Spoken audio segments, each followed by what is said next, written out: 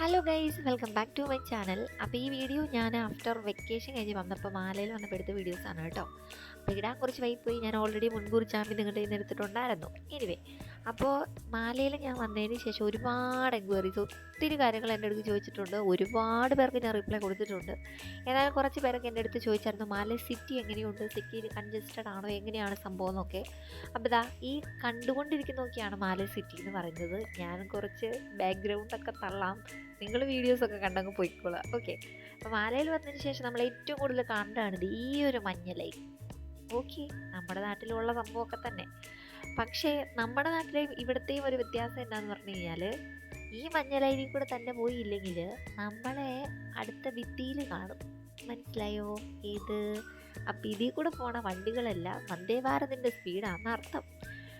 പിന്നെ ആ ലൈനിൽ കൂടെ പോകുമ്പോഴായിരിക്കും അവർ വണ്ടി നിർത്തുക. അല്ലാത്ത പക്ഷെ അവർ വണ്ടി നിർത്താറില്ല, നമ്മളെ വെട്ടിച്ച് പറക്കുകയൊക്കെയാണ് പോകാറ്. സോ നമ്മൾ പേടിച്ച് പോവും. അതുകൊണ്ട് എല്ലാവരുടെയും മൈൻഡിൽ ആ ഒരു മഞ്ഞ ലൈനുകൾ ഉണ്ടായിരിക്കേണ്ടതാകുന്നു.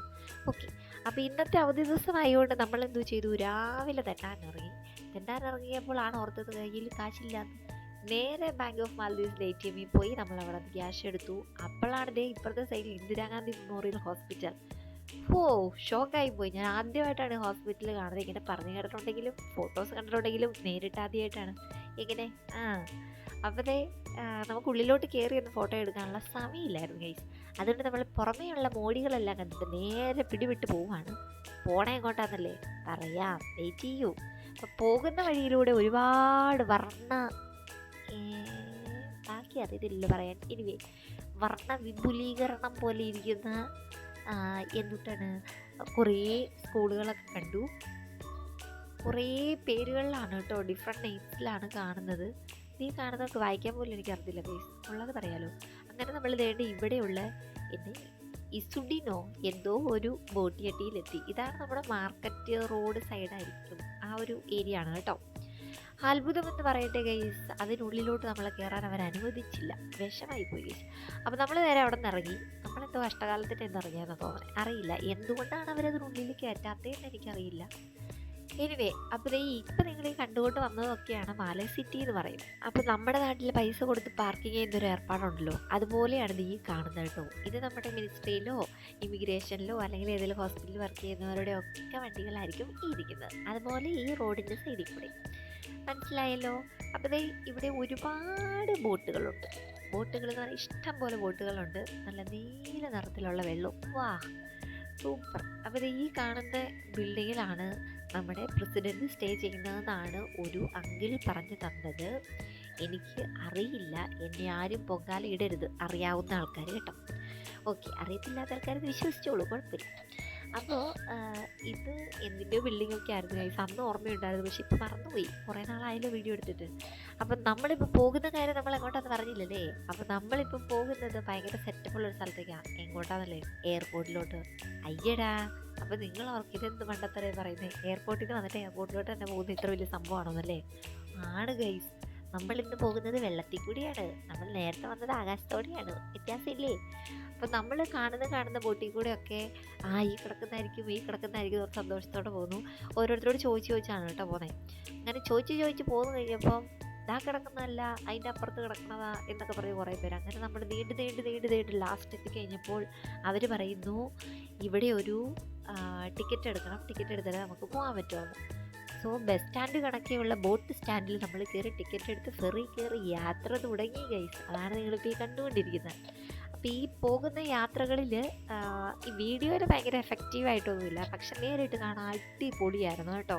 ഒരു രക്ഷയുണ്ടായില്ല. ഫസ്റ്റ് എക്സ്പീരിയൻസ് ആണ് മാല സിറ്റിയിൽ നിന്ന് എയർപോർട്ടിലോട്ട് ബോട്ടിൽ പോകുന്നത്. അതൊരു എന്താ പറയുക, നമ്മൾ മാലയിൽ വന്നതിന് ശേഷം എല്ലാം ഒന്ന് എക്സ്പീരിയൻസ് ചെയ്യണമെന്നാണല്ലോ ഇത്.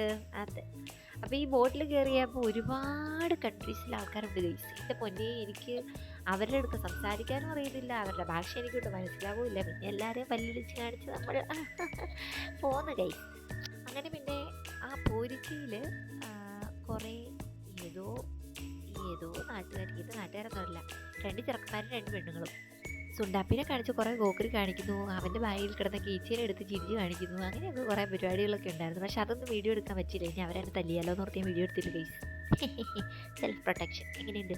അങ്ങനെ ഫൈനലി നമ്മൾ എയർപോർട്ടിൽ എത്തിയിരിക്കുകയാണ്. കണ്ട മോനെ ആ വെള്ളത്തിൻ്റെ കളറ്, ഓ എൻ്റെ പൊന്നെ, എടുത്തങ്ങ് ചാടാൻ തോന്നുന്നു, മുങ്ങി ചെത്താലോ. അതുകൊണ്ട് ഞാൻ ചാടില്ല guys. നല്ല അടിപൊളി കളറല്ലേ, ഓ എൻ്റെ പൊന്നെ, ഒരു രക്ഷയില്ല കേട്ടോ. നമ്മൾ സിനിമയിലൊക്കെ ഞാനിങ്ങനത്തെ കളറൊക്കെ കണ്ടിട്ടുള്ളൂ, പക്ഷേ ഒറിജിനലി എങ്ങനെയുണ്ട് ഗൈസ്? വളരെ ബ്യൂട്ടിഫുൾ. എനിവേ, നമ്മളങ്ങനെ ഫെറിയിൽ നിന്ന് ഇറങ്ങി. അപ്പോൾ നിങ്ങളെല്ലാവരും കരുതുന്നത് നമ്മൾ എയർപോർട്ടിൽ വന്നിട്ട് എന്തോ വലിയ മാരകമായ സംഭവം ചെയ്യാൻ പോകുന്നു. ഒന്നുമില്ല ഗൈസ്. എയർപോർട്ടിൽ ഇറങ്ങുക, എയർപോർട്ടിൽ എല്ലാവരും ഒന്ന് കാണിച്ച് ചിരിച്ച് കാണിക്കുക, നേരെ തിരിച്ചു വരിക. അപ്പോൾ നമ്മൾ എയർപോർട്ടിൽ ഇറങ്ങി ഫ്രണ്ടിലേക്ക് കുറച്ച് നടന്നു. കുറച്ച് നടന്നു കഴിയുമ്പോൾ നമുക്കിവിടെ ഈ സേഫ് കാർഡ് പോലത്തെ ചേട്ടനുണ്ടല്ലോ, ഈ പച്ച കോട്ടിട്ടിരിക്കുന്ന ചേട്ടനെ. ആ ചേട്ടൻ കൈ കൊണ്ട് അങ്ങോട്ട് പോകൂ, ഇങ്ങോട്ട് വരൂ, അങ്ങോട്ട് നിൽക്ക് എന്നൊക്കെ പറയും. ആ ഒരു ഡയറക്ഷൻ അനുസരിച്ചിട്ട് നമ്മൾ അങ്ങോട്ടും ഇങ്ങോട്ടും റോഡ് ക്രോസ് ചെയ്തതും എല്ലാ സംഭവങ്ങളൊക്കെ ചെയ്ത് കഴിഞ്ഞിട്ട് എയർപോർട്ടിനുള്ളിൽ കയറി. അവിടെ കയറി എല്ലാവരെയും ഒന്ന് കണ്ട് വെല്ലുവിളിച്ച് കാണിച്ച് വിവിധ തരത്തിലുള്ള ഭാഷ കലങ്ങിയ ഒരവസ്ഥയിലാണല്ലോ അവിടെ ഇരുന്നത്. അപ്പോൾ അവരെല്ലാവരും ചിരിച്ച് കാണിച്ച് നമ്മൾ നേരെ വന്നു, അടുത്ത ടിക്കറ്റ് എടുത്തു, നേരെ ഫെറി കയറി, ഫെറിയിൽ നിന്ന് ഇറങ്ങി. ഇനി നമ്മൾ നേരെ പോകുന്നത് നമ്മുടെ റൂമിലോട്ടാണ്. വന്നു, കുറച്ച് സാധനങ്ങളൊക്കെ മേടിച്ചു, അത്യാവശ്യം വേണ്ട കുറച്ച് സാധനം. ഇനി പർച്ചേസ് കാര്യങ്ങളൊന്നും ഇല്ല. അപ്പോൾ എല്ലാം കഴിഞ്ഞു. നാളെ രാവിലെ ഐലൻഡിൽ പോവും. Tata bye, see U.